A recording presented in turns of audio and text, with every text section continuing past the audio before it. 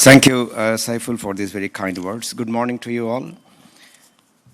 We have lost about half an hour. Originally, I planned to speak for 40 minutes. I will cut it down to half an hour, and nothing can be lost. Khalid asked me to speak on education. So my first question was, I cannot speak on architectural education because I'm not technically fit for that. He said, you can speak about education in general and then relate somehow to architecture. So I have done the next best thing. I will basically talk about education, but relate to also architecture, particularly certain elements from architecture which can cross-cut and give us certain ideas about how to enrich our educational systems. Education now is in the doldrums. We are not happy with the state of education in this country.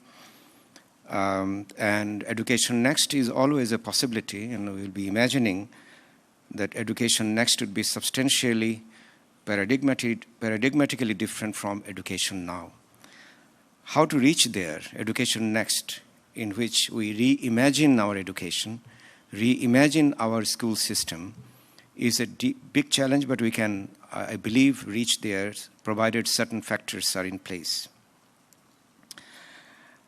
Architecture in this part of the world is still considered in the context of design, construction, and buildings. If you ask any layman, even people who live in beautifully designed buildings, they will probably not speak about many other things that architecture deals with. For example, the use of architecture in building public spaces, bridges, for example, communication systems. Landscape architecture is something most people don't know anything about. And architecture's solution of real-life problems, for example, or its intimate connection with natural systems and hydrology and environment. Is increasingly becoming green, is something that many people miss. And the most important thing is interdisciplinary nature. For example, its connection with visual arts, engineering, history, material science, geography, environment, sociology, anthropology, urban planning, and so many other fields.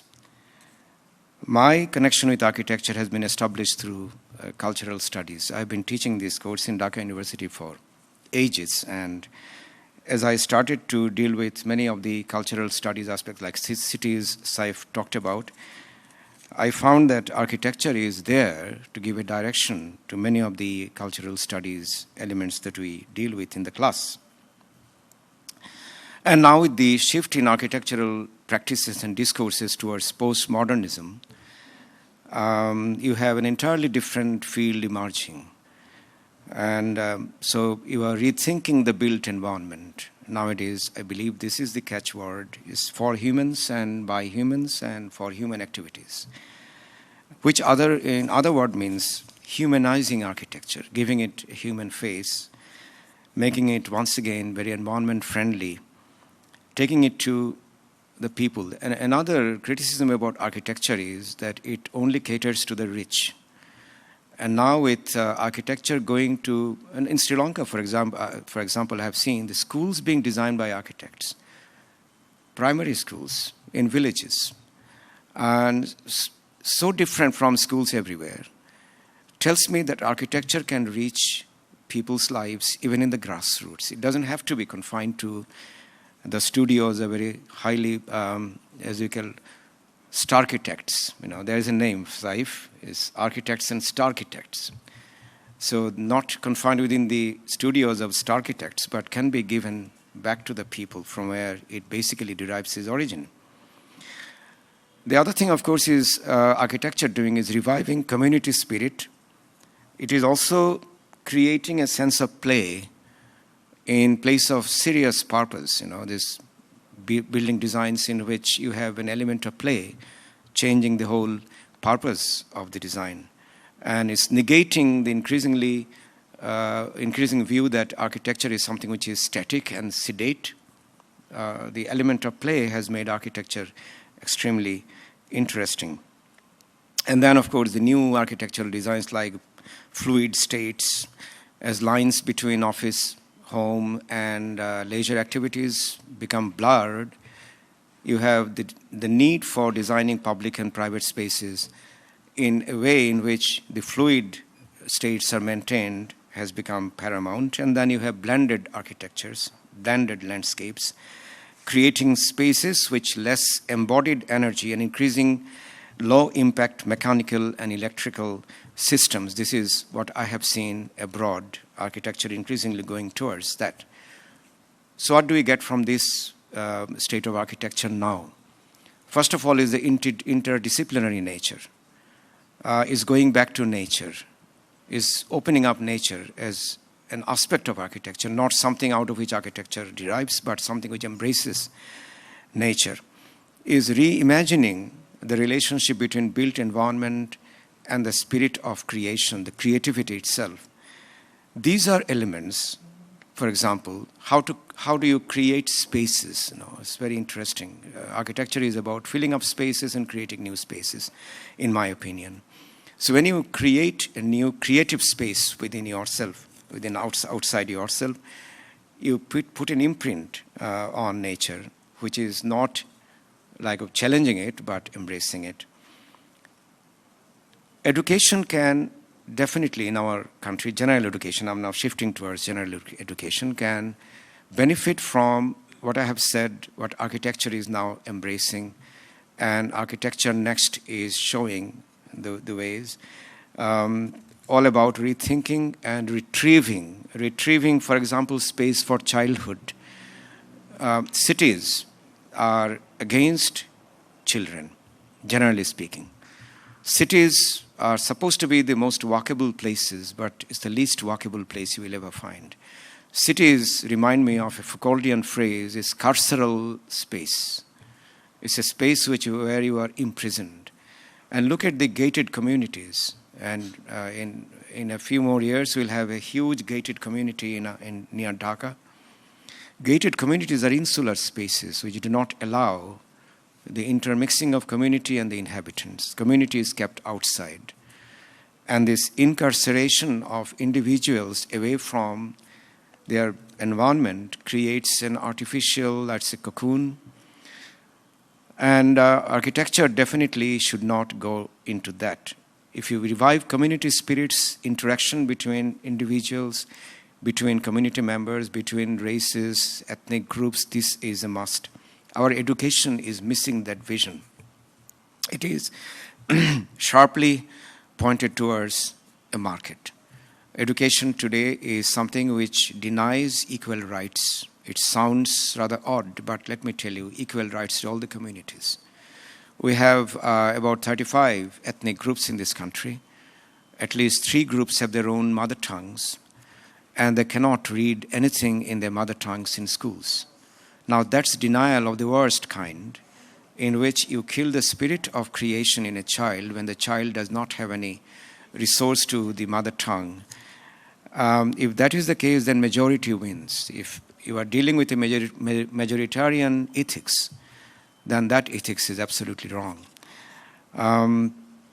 Architecture, by providing a community spirit, and let me refer to a book which Khalid and Saif together produced, is a manifesto for a new Dhaka, in which a majority space is taken by community spaces. Lakes and canals on both sides of these, you have walkways, you have community playgrounds, and spaces for public functions. What we can do to a city, it is possible, is transform the city from a carceral space to an inviting open space in which everyone has the same right and ability to interact.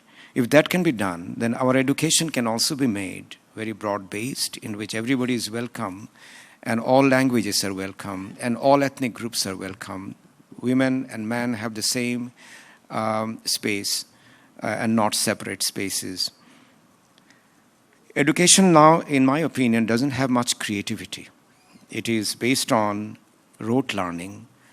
Our Minister for Culture, who is an actor himself, the other day said, in our country, do not have students who have candidates for examinations. So our education system is designed in such a way that one has to rote learn, then pass certain exams, get a job, get into the market. And so private universities very openly advertise for market-savvy subjects, as if getting into the market, getting a diploma are the most important aims of education. I don't believe they have ever learned about heart of a man called Ralph Waldo Emerson, who was an 18th, 19th century American thinker and nature lover, transcendentalist, and many other things. He said in a lecture called The American Scholar, that our scholars do not have vision, whereas the aim of education is to create, in his opinion, man thinking. Somebody who is not parroting other thoughts. Somebody who is not parroting others' thoughts, but thinking, actively engaging himself in creative pursuits, making education a part of lived experience is not something which you learn in a library or classroom and then forget about it when you enter the market, but something which drives you continuously, gives you the vision, the creative energy. These things are absent from our education system. There is no joy in our schools. Now, if you have looked at the schools, once again, the schools look like carceral spaces, gated entities. Students enter there and they go through a stage of anxiety as to when they will get out. If a building contains nothing but anxiety, you cannot learn anything from there. You can rote learn, fine. As a result, students are driven to different posts and pillars like the coaching centers in our country. I'm sure in India I have seen that too. When school time is taken over by private tutoring, then you do not achieve anything great. So there is no creativity, no connectivity with the larger world. And students are burdened with textbooks. And they have to read every year new ideas, new elements of the syllabus are imposed on them. And increasingly, education is becoming an indoor activity. Keeping with the lives of urban dwellers, education is an indoor activity, whereas education must be a mixture of indoor and outdoor activities. It does not include compassion. It doesn't include the idea of service. It doesn't include global citizenship ideas of that, or voluntarism or social activism. No school will ever teach you this. That's period. And it is extremely material and ultimate goods driven. And on top of that, in Bangladesh, education is provided by several provider sectors in 2 or 3 different streams which never have anything in common, except getting out of the system and getting a job somewhere. As a result, you do not have a blending of our tradition and culture into the educational system. Students remain largely isolated from their traditions, their cultures, and they just they perform. Yes, at a certain level they perform, but performance is not enough. Man is not a machine. Machines can perform better than man, but machines are not substitutes of individuals. And there is a disparity. You have all kinds of digital and urban-rural divide, urban and rural. A village student will never have the same digital facilities, so-called, as the city dwellers. So these are the problems. Problems have been created by the lack of political will at the highest level. There is no funding. Funding shortfalls are perennial. And the failure of the state to give education the highest priority. And then you have all kinds of other problems, infrastructural problems, for example. And the quality is always doubted, it's very poor in most of the cases. Teachers are themselves not qualified, and they are not trained continuously, which is an aspect of communication globally. That teachers should have quality development as a continuous process, which is not done. More women, we believe, that should be given teaching jobs in the primary schools. Still, it is predominantly male. As a result, what happens is students do not open up in the classroom, and peer groups are formed based on class. That's very damaging. And if you talk about larger peer groups, for example, a Bangla medium school in a village and an English medium school in Dhaka city, they will never be the same peers. They will always be class-driven. They will be always sensitive about their differences. In such situation of disparity, how can you have an aim of education? How can you create man thinking? You create man lamenting, man doing this or man doing that, but not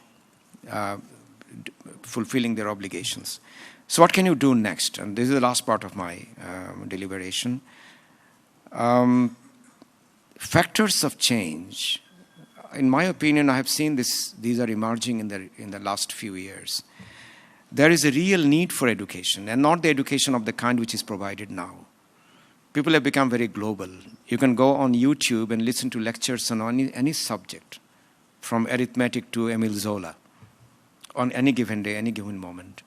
And people know the value of good education which is highly imaginative, education which is based on talent and skills, a combination of both, and imagination. As I said, reimagining the field needs you to substantially negate the traditional ideas of education as it is happening now. Traditional means contemporary in our time, which education produces qualified students for the market.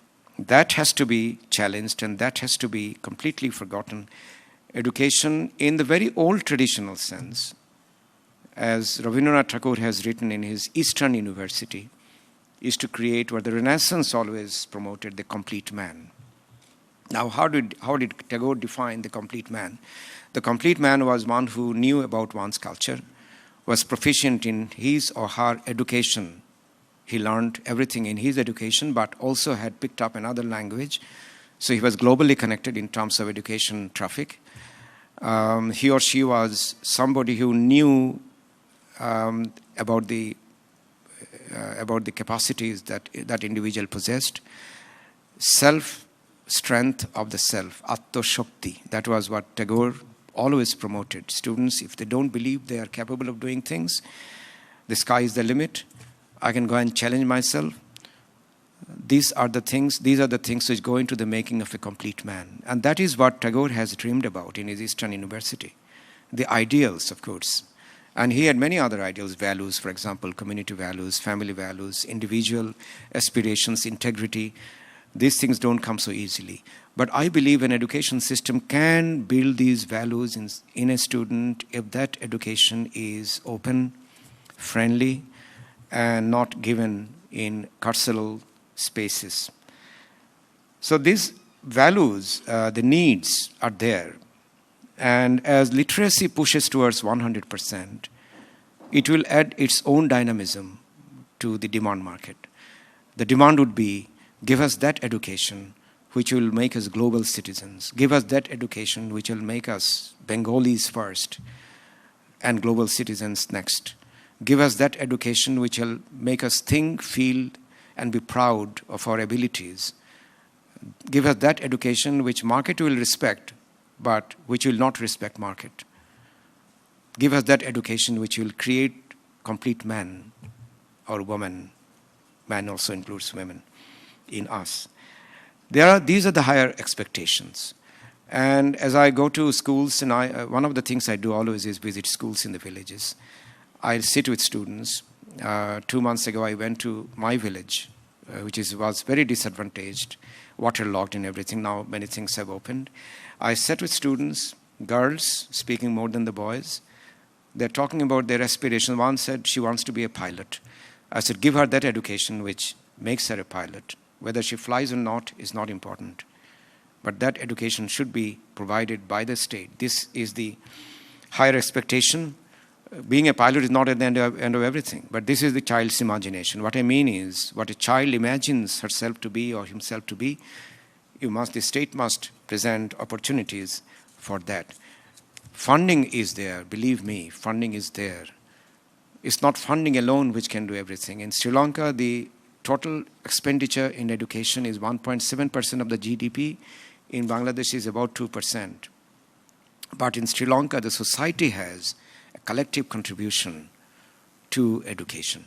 Schools are taken care of by the local communities. Gardens are set, playing fields are tended by the local people. Students also contribute. And the schools are repaired by local people. The fundings are not there. And schools are so open, full of light and full of laughter. And the community ensures that children are safe. When the children go to school, some bicycle, no heavy vehicle plies on the road. That's the kind of community involvement which Sri Lanka has shown. It's not always money, which is the most important thing. We have a tendency of thinking that money solves everything. I don't know. Then the changing role of teaching. A teacher is an educator, true, but a teacher should be also inspiring students to do and go for the best, to break the limits. And teacher education now, of course, is a very important subject in our country. And I can say the government, of course, is trying to help. We have a very sort of education-friendly minister in charge of education, but apart from him, I don't see anyone else who has remotely his energy or his vision, which is a loss. But there have been many changes, and one change has been teacher education and a continuous process of training and retraining teachers, but at the same time, telling teachers how they are becoming role models. Now, students, when I was in school, I had 2 or 3 role models, all my teachers. My father became a role model much later in my life. My first role model was a teacher. And even now, I believe many more role models as teachers have shaped my life than anyone else in other fields. So a teacher to be a role model, that education of the teacher, that imagination of the teacher has also been changed, and it will, of course, in the future substantially change. Then global aspirations are also increasing. Now, whatever is happening in India will have an impact in our country. Whatever is happening in USA will have an impact on our country. So globally, education is seen to be a place where changes are needed. If you Google future education, you will see many, many sites given to expectations about education in the future. So when these aspirations take fruit, invariably we'll feel the effects in our country. Then, of course, changes in nature of schools. This is, of course, coming. So what would be the future of education? I believe a number of things, and that's where my earlier discussion of architecture becomes relevant. Subjects have to be interdisciplinary. A student reading in science in our country is not given exposure to cultural studies, for example, or art or architecture. An engineering student in Bangladesh University of Engineering Technology will never have the desire to walk into the architecture faculty and intermix with the faculty and students there. These watertight compartments. If you are a chemical engineer, you will always remain a chemical engineer. So that barrier has to be broken. That has to begin from school. A science student can always pick up elements from culture. And no science education is completed without humanizing influences coming from nature, coming from tradition, coming from culture. So that has to be opened up. This is called deeper learning. In educational terms, it's called deeper learning. Is connecting the classroom to the world outside. As it happens now, the classroom is an insular space presided over by a ramrod of a teacher who likes to punish. I'm again reminded by a title of a book by Foucault is by Discipline and Punish. So society disciplines you and punishes you so that all you do is follow orders. So that's how a carceral society is born. That's how a panoptical society is born. Everybody is watching you. You are always under CCTV footage. The world is watching you. That has to be done away with. A deeper learning can definitely open up the classroom to the world. And as the world and classroom interact, you will not only have an open classroom, but you will have many ideas of old teaching will going away. For example, participatory classrooms. For example, lecture methods. What I find most intimidating and counterproductive is a classroom lecture method. A teacher comes to the class for 50 minutes, he just talks and then departs without realizing what he has left behind. If the classroom is participatory, it can be done. It has been done in Sri Lanka. It has been done in Cambodia with limited budgets. I'm not referring to the US system or the Norwegian system. I've seen those too.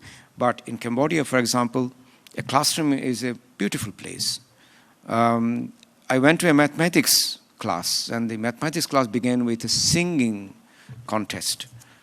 Why? The teacher told me the students are afraid of mathematics, so let them relax and find a rhythm, and they just started singing. I didn't understand this song, but it's lilting, kind of an uplifting song, and in 5-10 minutes, the students were energized enough to think about something else. And then the teacher discussed, these musical sounds, the tempo, which is time-based, therefore is mathematical, and he talked about higher maths. And every student participated. If you talk like this in our country, they will change your job. They will send you to something else. Then the childhood regained. Now that's one thing we have to do. If you do not regain childhood in the classroom, if the classroom is a place where you sacrifice your childhood, all kinds of ideologies are drained into your head, as it happens in a section of our education, then you are lost. Childhood is a beautiful gift. Most of our girls in our villages do not have childhood. They do not have adolescence. They are all treated like adults. And that lost childhood is the greatest loss a nation can rue about in the future. So education in the future, I'm sure, will address the needs, the demands, and the desires of the childhood of children. The joy of learning should be brought back. But I'm sure in the future you must have revolutionary design, revolutionary changes in materials design, testing and grading. Why do you have to have examination after examination? For God's sake, I don't understand why. Why can't the examination system be at all disposed of, students graded in the context of their everyday performance? Maybe 1 month, and performance is seen as how the student performs, classroom exercises, performances, come to the dais and talk about something I have taught you, see how you perform.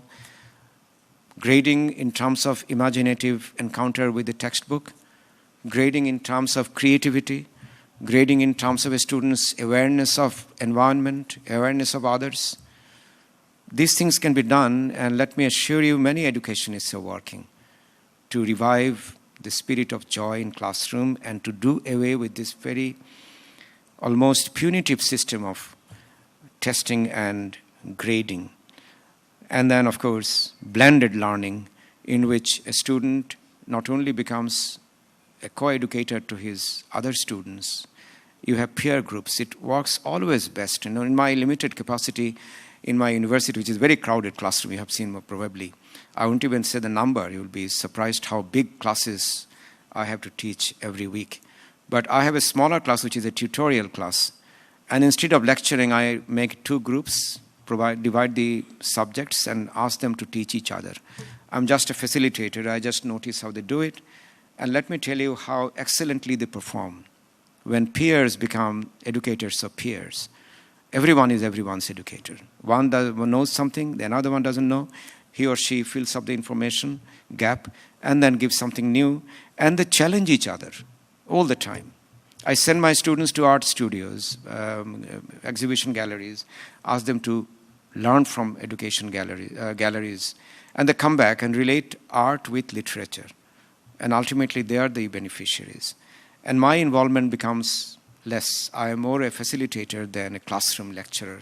I hate lecturing in the classroom. And so, teaching horizons have to be expanded. I'm sure that many more subjects will come. But instead of compartmentalizing, like, for example, I was compiling a textbook for class 11 and 12 students of English. The Education Ministry gave me a list of subjects that must be included. One was traffic systems, education on traffic, road traffic, not other traffics. And it was a difficult task, How do I make traffic education interesting? So I had a Filipino traffic policeman writing a poem. I put that in the textbook. Hilarious poem, beautiful poem. It tells you everything about traffic policeman's life on the street and the problems that he faces, the dangers of people jaywalking. Everything is there, but it's a poem. So students enjoy this rather than a lecture on traffic education. So these kind of things will be there.